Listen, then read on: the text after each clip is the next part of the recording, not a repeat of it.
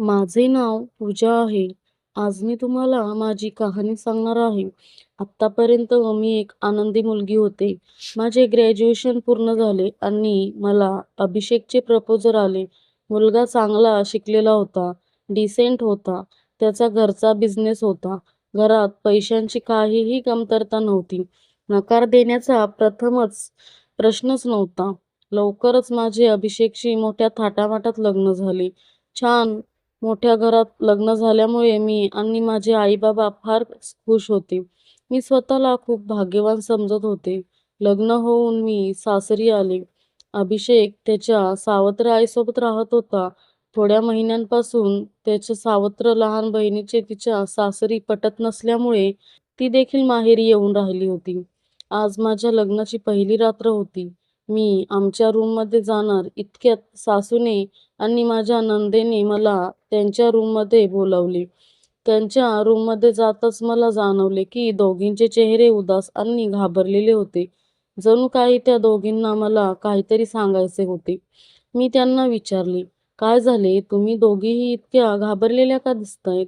त्यावर माझी सासू म्हणाली, "बेटा, आम्हाला तुला काहीतरी सांगायचे आहे, पण तुला हे सगळे मोठ्या हिमतीने ऐकावे लागेल. आता आम्ही तुला जे काही सांगणार आहोत, ती गोष्ट फक्त आपल्या तिघींमध्येच ठेव. घर आता नातेवाईकांनी भरलेले आहे. इथे बातमी पसरायला जास्त वेळ लागणार नाही आणि ही गोष्ट सगळ्यांना समजली तर आमच्या घराची इज्जत जाईल. आता तू या घराची सून आहेस आणि तुला या घराचा मान राखायचा आहे." सावत्र असले तरी अभिषेकची मला खूप काळजी वाटते. सासूबाईंचे बोलणे ऐकून मी खरे तर थोडी घाबरले. मी त्यांना म्हणाले, "आई, काय प्रकरण आहे ते तुम्हीच सांगा." सासू म्हणाली, "मुली, माझा मुलगा हा पुरुष नाही." हे ऐकून मला धक्काच बसला. मी म्हणाले, "आई, काय बोलताय तुम्ही हे?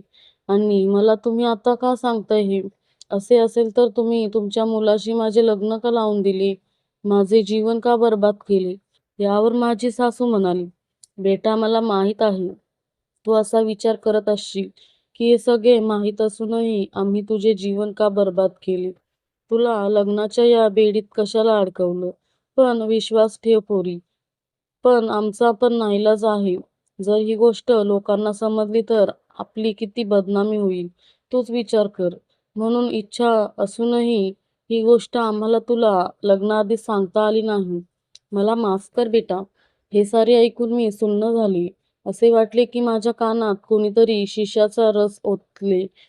सासूबाई पुढे बोलू लागल्या, "माझा मुलगा अनेकदा रात्री बाथरूममध्येच राहतो. मला माहीत नाही की तो तिथे काय करतो. पण जेव्हा जेव्हा आम्ही त्याला विचारतो तेव्हा तो म्हणतो की त्याचे पोट खराब आहे, पण तो खोटं बोलतो." माझी नणद पुढे म्हणाली, "वहिनी, तू दादासोबत थोडा वेळ घालव आणि मग त्याच्याशी मनमोकळेपणाने या विषयावर बोल. काही करता आले तर आपण सगळे नक्कीच करू. तू काही एकटी नाहीस. आम्ही दोघीही तुझ्या सोबत आहोत." लग्नाच्या अगदी पहिल्याच रात्री माझ्या पतीबद्दलच्या या गोष्टी ऐकल्यानंतर मला काय करावे ते समजत नव्हते. आता मला माझ्या खोलीत जायची देखील भीती वाटू लागली. सासूबाईंनी दिलेला दूध घेऊन मी चुपचाप माझ्या खोलीत आली आणि बेडवर येऊन बसली. विचार करत असतानाच माझा नवरा अभिषेक खोलीत आला. खोलीचा दरवाजा बंद केला. मी त्याला दूध दिले. त्याने दूध पिऊन माझ्याशी बोलायला सुरुवात केली. अशीच जेमतेम 5 मिनिटे गेली आणि अभिषेकने त्याचे पोट बिघडल्याचे मला सांगितले आणि काही सेकंदातच तो उठून बाथरूममध्ये गेला. अगदी माझ्या सासूने मला सांगितल्याप्रमाणेच घडले. जवळपास तासाभराने अभिषेक बाथरूममधून बाहेर आला. विचार करत करत मी बेडवर पडले. मला आता त्याच्याशी बोलावंसं वाटत नव्हतं.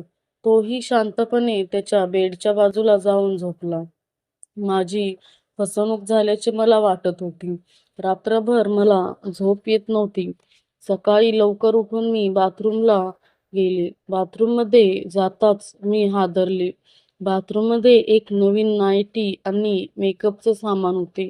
मला समजले नाही की माझ्या नवऱ्याला या सगळ्यांचा काय उपयोग. अरे देवा! अशा व्यक्तीशी माझे लग्न का झाले? सकाळी माझ्या सासूने आणि नंदेने मला विचारले की रात्री काय झाली. मी सासूला म्हणाले, आई, अगदी तुम्ही मला जे सांगितलं होतं तसेच झाले. आणि मी रडू लागली. मला रडताना पाहून माझी नणंद सासूला म्हणाली, आई, तरी मी तुला सांगत होते की दादाचे लग्न नको करू. उगीच अशा प्रकारे कोणत्याही मुलीचे आयुष्य खराब नको करून घ्यायला. पण तुम्ही सर्वांनी माझे ऐकले नाही. आता ती अशीच घुसमटून इथे राहणार का? यावर माझी सासू म्हणाली, बेटा, तू जो काही निर्णय घेशील त्यात आम्ही तुझ्या सोबत आहोत. पण माझ्या मुलाचे हे गुपित तुझ्या तोंडातून बाहेर पडणार नाही, असे वचन तुला द्यायचे लागेल. मी तसे वचन माझ्या सासूला दिले. दुसऱ्या दिवशी रात्री अभिषेक खोलीत आला. पण मला आता त्याच्याकडे बघावेसे पण वाटत नव्हते. मी शांतपणे बेडवर पडून होते. अभिषेक येऊन बेडवर बसला आणि थोडा वेळ बसूनच होता. त्याने मला हाक मारली, पण मी झोपल्याचे नाटक केले. अभिषेक मग उठून बाथरूमला गेला. तो काय करायला गेला होता ते मला समजले. काही वेळाने बाथरूममधून वस्तू पडल्याचा आवाज येऊ लागला. थोड्या वेळाने तो आवाज बंद झाला आणि तो बाथरूममधून बाहेर आला. मात्र यावेळी तो पटकन बाहेर आला. येऊन बेडवर झोपला. आमच्यात काहीच घडत नव्हते. काय करावं हा विचार मनात येत होता. विचार करत करत रात्री केव्हा तरी मी झोपी गेले. सकाळी लवकरच मला जाग आली आणि उठून मी बाथरूमला गेले. मात्र यावेळी बाथरूममध्ये गेल्यावर सर्व सामान विखुरलेले होते. नवीन नाईटी फाटलेली होती आणि मेकअपच्या वस्तू विखुरलेल्या होत्या. एक कागद चुरगळून फेकला होता. मी उत्सुकतेने तो कागद उचलून पाहिला. त्यावर टू माय ब्युटिफुल वाईफ असे लिहिलेले होते. मी एकदम गोंधळून गेले. अभिषेकने या साऱ्या वस्तू माझ्यासाठी आणल्या होत्या. पण मग माझ्या सासूने आणि नंदेने मला अभिषेकबद्दल सांगितलेल्या गोष्टी माझ्या मनात एक शंका आली की त्याने नाईटी आणि मेकअपचे सामान माझ्यासाठी कुठेतरी ठेवले असतील. पण नंतर वाटले की सासू आणि माझी नणद माझ्याशी खोटं का बोलतील? त्या दोघी तर माझी खूप काळजी घेत होत्या. घरच्या कुठल्याही कामाला हात लावू देत नव्हत्या. मला काहीच कळेना. मी गोंधळलेल्या अवस्थेत बाहेर आले. अभिषेकशी थेट बोलूनच विचारावे असे ठरवले. पण नेमकेच तो ऑफिसला लवकर निघून गेला होता. सासू आणि नणद दोघीही शॉपिंगला गेल्या होत्या. कुणाशी बोलावं बरं? माझ्या सासरच्या घरात एक जुनी मोलकरीण होती, शांता आजी. ती अनाथ होती. तिचे कोणी नातेवाईक नव्हते. तिने अभिषेकला अगदी बाळ असल्यापासून वाढवले होते. हाताच्या फोडाप्रमाणे जपले होते. आता वयोमानाने तिच्याकडून काम होत नसे, पण अभिषेकने तिला तिच्या गावी परत न पाठवता तो तिला सांभाळत होता. मी तिच्याशी बोलायचे ठरवले. मी तिच्या खोलीत गेले. ती देवपूजा करत होती. मी तिला विचारले, शांताजी, अभिषेक स्वभावाने कसा आहे? ती म्हणाली, खूप सरळ आहे ग तो. त्याला सगळेच चांगले वाटतात. पण तुझ्या सासूपासून आणि नंदेपासून तू सावध राहा. शांताजीच्या अशा सरळ सरळ बोलण्याने मी गडबडूनच गेले. असे का बोलता आहेत तुम्ही आजी? मी गोंधळून विचारले. शांता आजी म्हणाली, अगं, तुझी सासू आणि नणंद या दोघी फार लालची आहेत. अभिषेकच्या प्रॉपर्टीवर दोघींचा डोळा आहे. तुझ्याशी लग्न व्हावे असे या दोघींच्याही मनात नव्हते. अभिषेकने तिच्या भावाच्या मुलीशी लग्न करावे अशी तुझ्या सासूची फार इच्छा होती. पण ती मुलगी अजिबात चांगली मुलगी नाही. म्हणून अभिषेकने तिच्याशी लग्न करायला सरळ सरळ नकार दिला. ह्याचा राग मनात ठेवलाय तिने. तुझी नंदे देखील तिच्या सासरच्या लोकांशी भांडून इथे येऊन राहिली आहे. घरी परत जायचे नाव घेत नाही. तुला काही त्या दोघी या घरात सुखाने संसार करू देणार नाहीत. तू अभिषेकला सोडून या घरातून दूर जावे यासाठी त्या दोघीही प्रयत्न करत असतील. तू सावध राहा. आता मला या दोघींचा डाव लक्षात आला. मी उठून सासूच्या खोलीत गेले. त्या दोघी अद्याप शॉपिंग वरून परत आल्या नव्हत्या. पण सासूच्या बेडशेजारच्या साईड टेबलवर मला जुलाबाची बाटली दिसली आणि झालेला सगळा प्रकार मला लक्षात आला.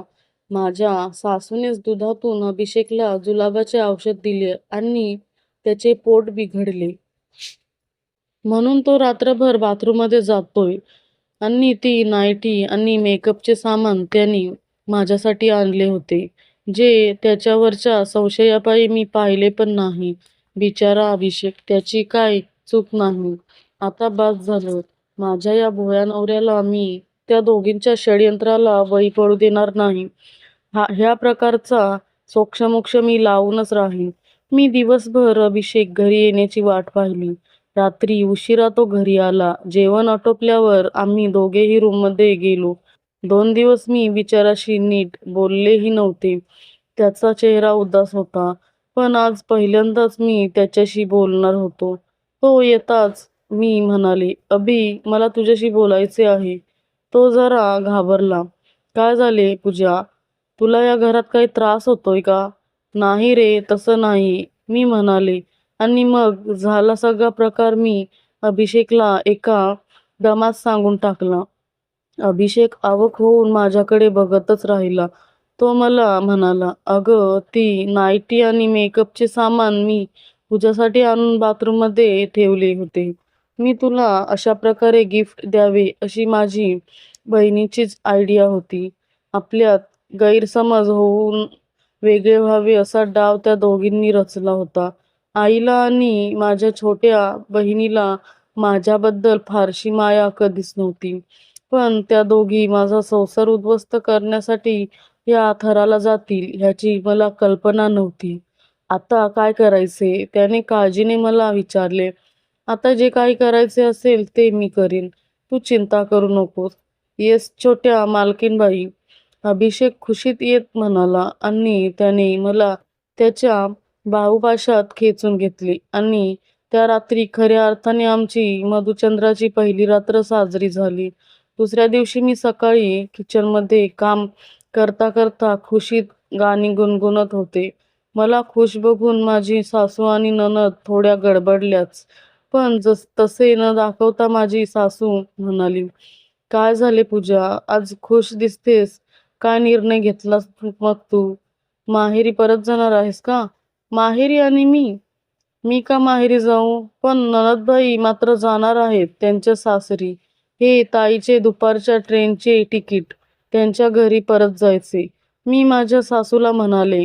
हे ऐकून माझ्या नणंदेचा पारा चढला. ती रागाने बोलली, "मी नाही जाणार. तू कोण आलीस मला माझ्या सासरी परत पाठवायला? मी घरची मालकीणबाई आणि मी ठरवणार या घरात कोण राहणार आणि कोण नाही ते."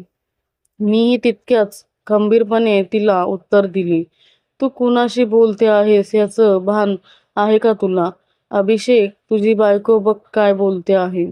माझी सासू गरजली. अभिषेक म्हणाला, "बरोबर बोलते आहे ती. छोटीला तिच्या घरी परत जायलाच हवे. आणि आई, तुला पण इथे राहायचे असेल तर आमच्या संसारात विष कालवायचा प्रयत्न करू नकोस. नाहीतर तुला देखील गावी पाठवून देईन. आता आम्हाला सगळे माहीत पडले आहे." हे ऐकून माझी सासू गडबडलीच. घाबरून ती बोलली, "बेटा, मला माफ कर. संपत्तीच्या मोहापायी मी हे सगळं केलं. परत अशी चूक होणार नाही. मला एक संधी देऊन बघ. पुन्हा असला प्रकार होणार नाही. मी आजच छोटीला तिच्या घरी पाठवून देते." हे ऐकताच छोटी रागारागाने पाय आपटत तिच्या खोलीत पॅकिंग करण्यासाठी निघून गेली. मी अभिषेकला म्हणाले, "ठीक आहे, आता आपण हे प्रकरण इथेच संपवू. या दोघींना माफ करू आणि पुन्हा नव्याने सुरुवात करू." अभिषेकनेही मग प्रकरण जास्त न ताणता त्याच्या सावत्र आईला आणि बहिणीला परत एक संधी देण्याचे आणि परत नव्याने सुरुवात करायचे ठरवले. झाला सगळा प्रकार पाहता शांताआजी कोपऱ्यात बसून खुदूखुदू हसू लागली. तर मित्रांनो, तुम्हाला ही कथा कशी वाटली ते कमेंट बॉक्समध्ये नक्की कळवा. आणि अशाच नवीन कथा ऐकण्यासाठी चॅनेलला सबस्क्राईब करा. धन्यवाद.